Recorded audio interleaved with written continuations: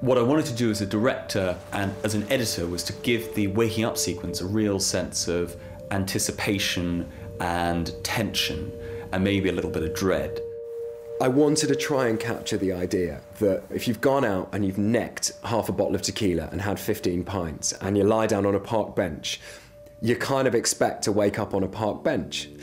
But if you go to bed completely sober, tuck yourself in, you don't expect to wake up face down in a boggy marsh in the middle of a loch. For the sort of uninitiated, you really don't have any idea. You're basically in the same position as the people in the film, which is you've got no idea what they're doing there. And even if you are aware of what the film's about, there's still that sense of what's going to happen next. Some people watch it and they think, Lucas has gone crazy. Some people watch it and they think, whoa, they've had a heavy night on the sauce. It's one of those moments where you just have to trust the audience, because you cannot control what they're thinking at all. There's a moment when, after Charlie's woken up, I have to walk through this water in order to get to the other side.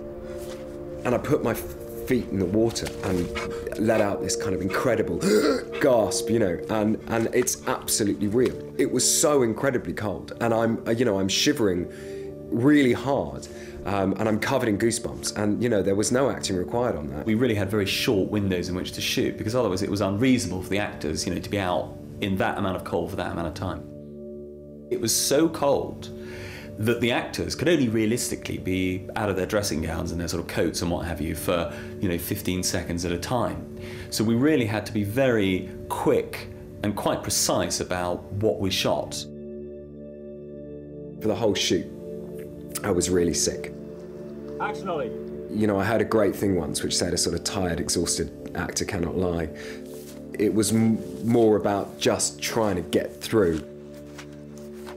And you're in your underwear and you're wet and you're walking through sheet rain and 25-mile-an-hour winds. It was the most brutal thing I think I've ever put my body through.